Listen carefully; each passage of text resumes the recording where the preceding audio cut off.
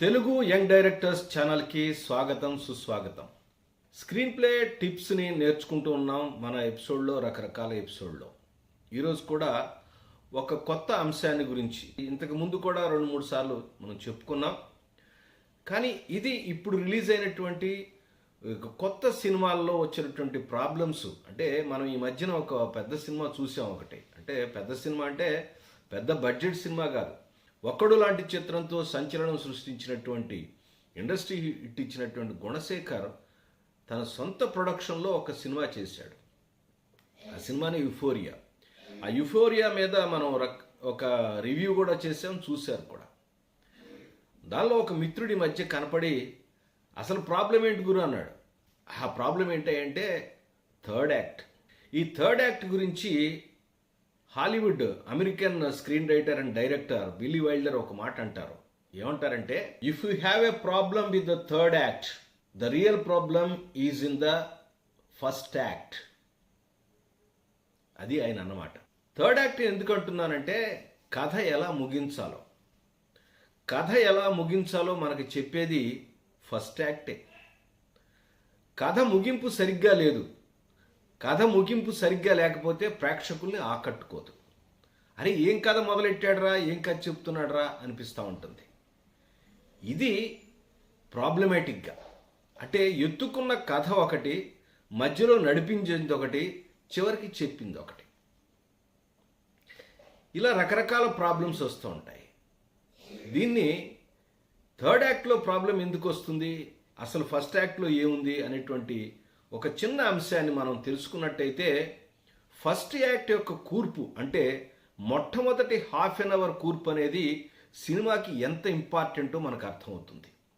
ఈ half an hour గనక మనం పర్టికులర్గా చాలా జాగ్రత్తగా గనక మనం స్ట్రక్చర్లో పెట్టి ఒక క్యారెక్టర్కి గనక క్రియేట్ చేసి దాని ప్లాట్ పాయింట్ 1 కనుక ఇచ్చినట్టయితే, అక్కడి నుంచి సాధారణంగా దాదాపుగా 75% కథను అదే నడుపుకుంటూ వెళ్ళిపోతుంది. నేను మళ్ళీ చెప్తున్నాను, ఫస్ట్ యాక్ట్ స్ట్రక్చర్ కరెక్ట్గా ఉండాలి. అంటే ఫస్ట్ యాక్ట్ స్ట్రక్చర్లో ఏముంటాయి ఏంటి, దాని తర్వాత ఎలాగుంటుంది, ఈ డీటెయిల్స్ అనేది ఒక్కసారి మనం మాట్లాడుకుందాం. మనకు తెలుసు, ఫస్ట్ యాక్ట్లో సినిమాలో ఉన్న ప్రధాన పాత్రల యొక్క పరిచయం, సినిమా యొక్క నేపథ్యం, అంటే ఏ బ్యాక్డ్రాప్లో జరుగుతుంది, ఏ ప్రధానమైనటువంటి అంశాన్ని తీసుకుని ఈ సినిమా చెప్తున్నారనే దాన్ని పరిచయం చేస్తుంది. అలా ప్రధాన పాత్రకు సంబంధించిన ఇన్సిడెంట్ వస్తుంది. ఆ తర్వాత ప్లాట్ పాయింట్ 1తో ఆ హాఫ్ అన్ అవర్ అనేది ఎండ్ అవుతుంది. ఇక్కడ ప్రధాన పాత్రని పరిచయం చేయటంతో పాటుగా ప్రధాన పాత్రకి ఒక సంఘర్షణ, ఆ సంఘర్షణపూర్వకమైనటువంటి ఒక సన్నివేశం జరుగుతుంది. ఆ సన్నివేశం జరిగి అక్కడి నుంచి ఆ ప్రధాన పాత్రకు ఒక ప్లాట్ పాయింట్ 1 ఏర్పడుతుంది. మనం చాలాసార్లు చెప్పుకున్నాం, ఈ ప్లాట్ పాయింట్ 1 అనేదే కథకి, ప్రధాన పాత్రకి ఆయువు పట్టు. ఈ పాయింట్ మీదనే ఇక్కడ వచ్చినటువంటి తనకు ఏర్పాటైనటువంటి గోల్స్ ఏవైతే ఉంటాయో, తను ఏం చేయాలో ఈ సినిమాలో, తను ఎవరితో సంఘర్షించాలో, చివరికి ఏం సాధించాలో, ఇవన్నీ కూడా ఈ ప్లాట్ పాయింట్ 1లో ఉంటాయనే విషయం మర్చిపోకండి. అందుకని ఆ పాత్ర ఏం చేస్తుందంటే, తనని ఎదుర్కొన్నటువంటి ఏవైతే సమస్య ఉందో లేదా వ్యక్తి ఉన్నాడో, ఆ వ్యక్తితో, ఆ వ్యవస్థతో, అతని యొక్క సమస్యలతో బాగా పోరాడి చివరికి విజయం సాధిస్తుంది అనే విషయం మనకి ఈ ప్లాట్ పాయింట్ 1 దగ్గరే తెలుస్తుంది. అంటే ఇక్కడ మనం ఎగ్జాంపుల్గా చెప్పుకోవచ్చు, యుఫోరియా అనే సినిమాలో ఆమె కోర్టు దగ్గరికి వెళ్ళి తన మీద తానే శిక్ష కావాలి అనేటువంటి ఒక ఇంట్రెస్ట్ని క్రియేట్ చేస్తుంది. అంటే ఏం పాత్ర చెప్పాలనుకున్నాడు, భూమిక పాయింట్ ఆఫ్ వ్యూలో కథ చెప్పాలనుకున్నాడు. కానీ ఫస్ట్ హాఫ్ ఎండింగ్కి వచ్చేసరికి ఏమైంది, సినిమా అయిపోయినట్టుగా అనిపించింది.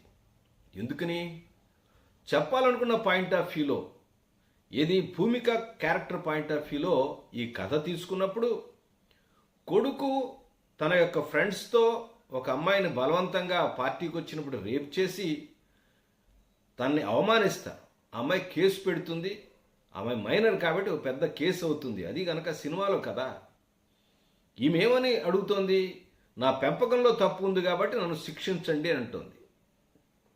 కథ ఆ పాయింట్ ఆఫ్ వ్యూలో కథ నడవాలి కదా. కానీ రేప్ ఎలా జరిగింది, దాని ఇన్వెస్టిగేషన్ ఎలా జరిగింది, చివరికి శిక్ష ఎలా పడింది అనే సినిమా అయిపోయింది. సో మొదలెట్టిన కథ ఏమో భూమిక పాయింట్ ఆఫ్ వ్యూలో, చెప్తున్న సగం కథ ఏమో వేరే కుర్రవాడి ఒక పాయింట్ ఆఫ్ వ్యూలో, మళ్ళీ ఎండింగ్ చేసిందేమో మళ్ళీ భూమిక పాయింట్ ఆఫ్ వ్యూలో కొంతసేపు నడుస్తుంది.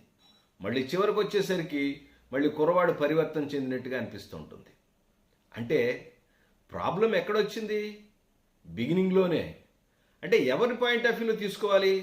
అల్లరి చిల్లరగా పిచ్చి పిచ్చిగా సరదాగా తిరుగుతున్న కుర్రవాడు తల్లిదండ్రులను పట్టించుకోకుండా, తల్లిదండ్రులు ఇష్టం వచ్చినట్టుగా వాళ్ళ వ్యాపార విషయాల్లో లేదా ఆమె స్కూల్ వ్యవహారాల్లో తిరుగుతుంటే ఇతను తప్పుదారి పట్టినవాడు ఒకానొక రేప్ కేసులో ఇరుక్కున్నాడు. ఆ ఇరుక్కున్న వాడికి శిక్ష పడింది. ఆ శిక్ష పడ్డవాడు ఎట్లా పరిష్కరించబడ్డాడు అనేది సినిమా కథగా వాళ్ళని చెప్పాలనుకుంటే అతని పాయింట్ ఆఫ్ వ్యూలో మొదలెట్టాలి. కానీ ఆ కుర్రవాడికి అంత పాపులారిటీ లేదు కదా, అందుకని సినిమా ఆడుతుందో లేదో డౌట్ వచ్చిందో ఏమో మరి. మళ్ళీ భూమిక చాలా ఇంపార్టెంట్ క్యారెక్టర్ కాబట్టి తల్లి పాయింట్ ఆఫ్ వ్యూలో చెప్పాలనుకున్నారు. ఇదే ప్రాబ్లం. ఏ పాయింట్ మీద చెప్పాలనేది ఫస్ట్ డిసైడ్ అయిపోవాలి డైరెక్టర్. అంటే వాళ్ళు డిసైడ్ అవ్వలేదా? సార్ మీకు తెలిసినంత తెలివితేటలు వాళ్ళకి లేవా అంటే వాళ్ళ ఆలోచనలు వేరండి. సినిమా రిలీజ్ అయిన తర్వాత ఎందుకు ఇలా అయిందనేది విశ్లేషించుకోవటమే కదా మనం కావాల్సింది. ఏదైనా ప్రాబ్లం వచ్చినప్పుడు ఎందుకు జరిగిందని మాట్లాడుకోవటమే కదా మనం చెప్పాల్సింది. వాళ్ళు తర్వాత విశ్లేషించుకుంటారు. నీలాగా నాలాగా మాట్లాడుతున్నది కామన్ ప్రేక్షకులు చెప్పినటువంటి అభిప్రాయాలు కూడా తీసుకుని అరే రే ఇట్లా చేసి ఉంటే బాగుండు, కానీ అప్పటికే సినిమా రిలీజ్ అయిపోయింది కదా. ఇలాంటి తప్పులు మరొకసారి జరగకుండా చూసుకోవడానికి ప్రయత్నిస్తారు. ఎవరైనా చేసేది అదే. నేను కథ రాసిన సూపర్ హిట్ అవుతుందని నమ్మకంతోనే రాస్తాం. నా కథను నేను నమ్ముతూ ఉంటాం. జనరల్గా కొత్త వాళ్ళతో వచ్చే ప్రాబ్లం ఏంటంటే వాళ్ళ కథను వాళ్ళు బాగా ప్రేమించేస్తారు.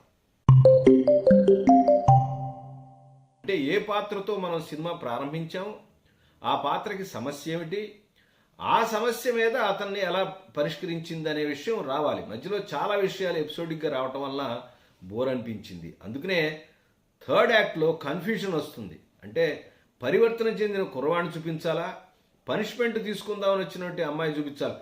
కోర్టులో జడ్జి గారే అంటాడు, నువ్వు ఆల్రెడీ శిక్ష అనుభవించావమ్మా, నీ కొడుకు దూరంగా ఎన్నో బాధలు పడ్డావు, ఎన్ని రకాలు పడ్డావు, నీకు ఇంకా శిక్ష ఏంటి, శిక్ష లేదని చెప్పేస్తాడు.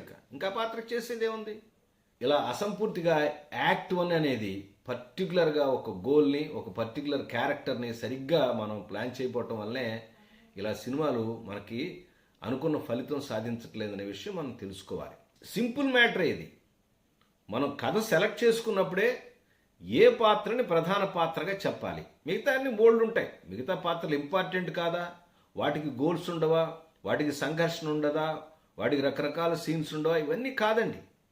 సినిమా నడిపేది ప్రధాన పాత్రే. మీరు చూస్తున్నారు శంకరాభరణం సినిమా స్క్రీన్ ప్లే ఎక్స్ప్లెనేషన్లో. దానిలో క్యారెక్టర్ ఓల్డ్ క్యారెక్టర్సే. దాదాపుగా 50-60 ఏళ్ళు పైనటువంటి 55 ఏళ్ళు పైన పడ్డ క్యారెక్టరే. అలాగే తులసి క్యారెక్టర్ బిగినింగ్లో కొంచెం యంగ్ చూపించిన తర్వాత కూడా పెద్ద క్యారెక్టరే, ఏజ్ ఉన్న క్యారెక్టర్సే. సమాజంలో అప్పుడు పాపులర్ ఆర్టిస్ట్ కూడా కాదు. చాలా పాపులర్ డ్రామాల్లో ఆయన గొప్ప ఆర్టిస్ట్ అవ్వచ్చు కాక, పాపులర్ ఆర్టిస్ట్ కూడా కాదు. కానీ క్యారెక్టర్ని నమ్ముకున్నారు, చెప్పాలనుకున్న పాయింట్ని నమ్ముకున్నారు. అందువల్లే ఆ తులసి పాత్ర, శంకర శాస్త్రి పాత్ర చిట్ట చివరి దాకా తన యొక్క ప్రయాణాన్ని సాగించి సమాజంతో సంఘర్షించి తమ అనుకున్నటువంటి గోల్ని చేరతాయి. ఇదే నేను అంటూ ఉంటాను. పాత సినిమాలను మీరు తప్పకుండా చూడండి. చూసినప్పుడు మనకి ఫస్ట్ యాక్ట్లో ఎటువంటి సంఘర్షణ జరిగింది, ఎటువంటి ఏర్పాటు జరిగింది, ఎటువంటి ఇంట్రడక్షన్ చేశారు క్యారెక్టర్లు అనే విషయాన్ని మనం స్పష్టంగా చూడొచ్చు.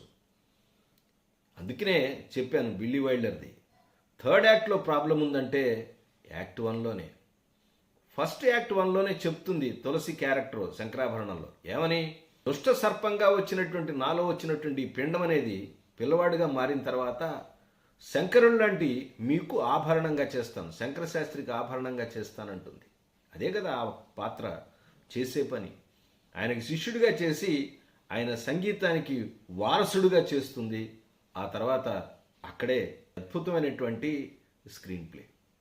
అలాగే ఇక్కడ కూడా పాత్రని తీసుకున్నప్పుడు పెద్ద దర్శకులు చిన్న దర్శకులేనే కాదండి, కొత్త దర్శకులు, ఇవాళ ఉన్న దర్శకులు అందరూ కూడా ప్రధానంగా చేస్తున్నటువంటి లోపం కనిపించింది. మీరు కూడా చూడండి, సినిమాలు చూస్తున్నప్పుడు మీకు కూడా అనిపిస్తూ ఉంటుంది. నేను చెప్పటం ఏముంది, సింపుల్ మ్యాటర్. ఏ పాయింట్తో మొదలెట్టాడు, ఏ క్యారెక్టర్తో మొదలెట్టాడు, చివరికి ఏమైంది, దట్స్ ఆల్. ఇంత సింపుల్ మ్యాటర్కి ఇంత చదువుకోవాల్సిన పెద్ద స్క్రీన్ ప్లేలు, డిస్కషన్స్ ఏం అక్కర్లేదు, అంతే. అదే విషయం హాలీవుడ్ డైరెక్టర్ అయినా, ఇక్కడ టాలీవుడ్ డైరెక్టర్ అయినా, నేనైనా, మీరైనా, ఎవరైనా సరే ఒక స్ట్రక్చర్ అంటూ ఉంటుంది. ఒక సెల్ ఫోన్ ఒక స్ట్రక్చర్ ఉంటుంది, ఒక కుర్చీ ఒక స్ట్రక్చర్ ఉంటుంది, ఒక ఇంటికి ఒక స్ట్రక్చర్ ఉంటుంది, టెలివిజన్ అంటే ఒక స్ట్రక్చర్ ఉంటుంది. ఆల్టర్నేటివ్స్ వేరే రకరకాలుగా వేరే ఉండొచ్చు ఇన్ జనరల్, సాధారణంగా. అలాగే సినిమాకు కూడా స్ట్రక్చర్ ఉంటుంది అనే విషయాన్ని మనం తప్పకుండా గమనించాలి. స్క్రీన్ ప్లే విషయాలు బోరుగా అనిపిస్తాయి, కానీ వాస్తవాలనే విషయం తెలుసుకోండి. మరొక అంశంతో మళ్ళీ కలుస్తాను. అప్పటిదాకా నమస్కారం.